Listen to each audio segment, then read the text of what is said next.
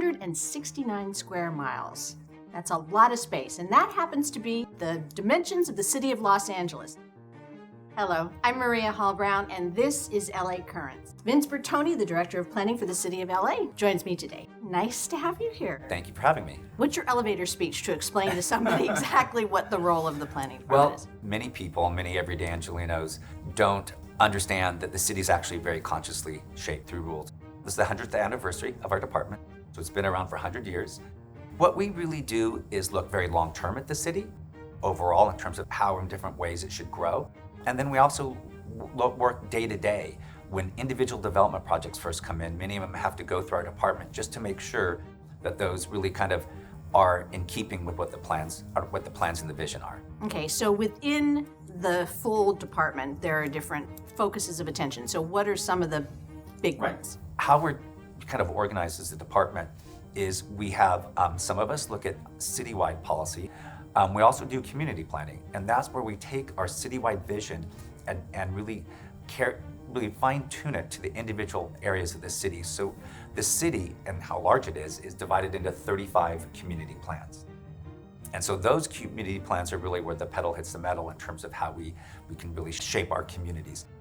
And then we also have our development services. And that's when we're ensuring that the development really completes the vision that we have both in our citywide planning as well as our community plans. Not all projects need to go through our department, but certain ones do if they may have particular impacts in an area. We're going through a very tumultuous time. Mayor Garcetti mentioned that the city planning department would streamline any kind of needs and permits that people might have at this particular time. I think one of the keys right now is COVID-19 is really forcing government to be way more nimble. We've done that by really moving more of our services online than we had in the past. And so it's really given us an opportunity to really operate differently. And we're also doing things that are tangible that you'll be seeing as you walk or drive down the street. The city and the mayor enacted the LA Al Fresco program, which what that does, it makes it easier for restaurants. Because of the new rules, they have to create more physical separation within their restaurants, which means a lot fewer customers can dine indoors. We've done a streamlined program where restaurants can actually dine outdoors in places that previously weren't allowed. So you can turn a parking lot, perhaps a sidewalk, and maybe even part of a parking space that may be on the street into outdoor dining. And you've started to see some of this, where you've seen some restaurants put in the green turf to make it feel like more of an outdoor garden space, which otherwise would be a parking lot. So are those going to be temporary permits until we're past what is considered the crisis period, or are these things going to stick? The idea is to keep this through the COVID-19 crisis when they're not allowed to use all their dining space, with the idea that they'll be going back to into where their spaces are now. But it's also given us the ability to, we also need to be looking long-term beyond COVID-19 to do more streamlining efforts, because it's not just about during COVID-19, it'll be about afterwards. So that we can really rethink some of our systems, because we know that our economy is feeling a lot of pain right now. We want to make sure that we can kind of keep the economy moving forward. But we have to do that in a way that understands the needs of our communities. And so that's going to be some of the things as we look at COVID-19 that we're going to be doing. I mean, the impacts of COVID-19 have not been the same across, and if our communities, Blacks and Latinos are twice as likely to die of COVID-19 than whites are. And so those communities have felt particular pain. We need to really pay attention to that. And we're going through this kind of reflection period right now, I think, as a society. And when we talk about racial justice and equity, we need to look at it in everything we do. And that's going to be a real, re-engineering of the thought. So when I look at things such as restaurants and opportunities, whatever it is, that's part of the COVID-19 response. But we also have to think of other things that are impacting these communities too. One of the things we still really can't do as we slowly reopen with COVID-19 is to assemble in large places. And so much of what we do is community meetings. It may be small groups, it may be large groups. And that community interaction, I will tell you, that's one of the things I miss the most, having been a planner for 30 years. Good ideas come out of that. Absolutely, and having this small interaction with folks is very meaningful. Coming to them where they live and where they work, and coming to their community and walking their streets, trying to understand their experience, just try to walk in their shoes for a few moments to help better plan those areas. That's something I really do miss.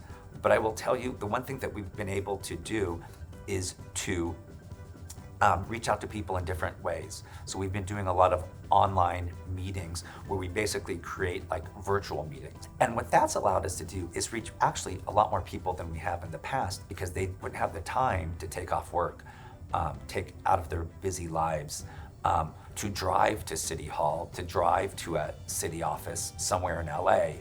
They can participate in what happens in their government. And that aspect I really want to keep going, because I think it's when I talk about equity in what we need to do, especially as we're being very, I think, self-reflective right now, we need to be able to figure that out. And we look through the lens of equity is how do we keep these kind of web type of engagements moving forward. Some of the things that you also consider beyond just the economic value of Right. something or whether it fits into a zone. I mean, there's a lot of other nuanced decisions that go into the permitting process too. We're looking at people's personal safety, and that's an important aspect of what we do. Air, mobility, transportation. Absolutely. Well, health. I mean, the air people breathe and how we plan communities. We are actually fundamentally rewriting our zoning ordinance. Oh. So for the first time since 1946. So if you can, the last time our zoning ordinance was written from the ground up was just right after World War II. If you think about 1946, the idea was everyone to have a car, and we're just about to start, the expansion of our freeway system. Now we're not looking at the car for all the answers for how we get around the city. We're looking at public transit. We're investing a lot in subways and rail and buses. We're investing in bicycle lanes, and we're actually thinking about, walking in LA. All of those things come together in terms of how this city is actually operating now and how we're doing it in the future. So we're going to really fundamentally rethink it so that it really reflects how we're really moving around today. And it also needs to really reflect some of those issues of equity that I mentioned earlier, that we are really treating all of our communities equitably. And so that's something that we want to make sure that we include. We've created great disparities through planning all over the country, including Los Angeles over the last 100 years and more. I mean, the examples of, if you look at Boyle Heights, which was and still is a thriving Latino community, and we cut it up with 4 or 5 freeways, and that created a lot of health impacts from all the exhaust from the freeways. You look at South Los Angeles, really a thriving Black community, and how we put industrial right next to homes, next to churches and things like that. And that really created some health impacts. There's so many things that have created health disparities, and a lot of things create health disparities. But what we do in planning, it contributes to that. I should say we if you live in Watts, your average lifespan, and make sure I have this number correct, is roughly 13 years less than if you live in Brentwood or Palisades,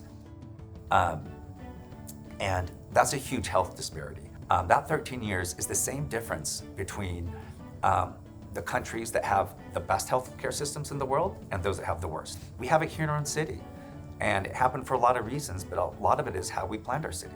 Laws that were created throughout this country, zoning is some of them, over time created great inequities. When we look at this and we think about our zoning, we really need to look back to see how those practices, and there may be just so many of them numerously that just grew exponentially over time, how that's really impacted these communities, and see how we can change that in the future and really uplift these communities. And we really need to be uplifting lots of voices right now.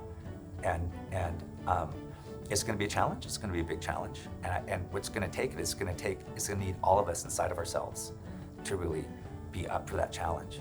Okay, so what's the website so that people can get in touch? It's www.planningforla.org, and so that's planning the number 4la.org. Okay, well, here's hoping you get lots of voices in your head to help you plan for the future. All right, it was great to talk to you. Thank you. Thanks so much.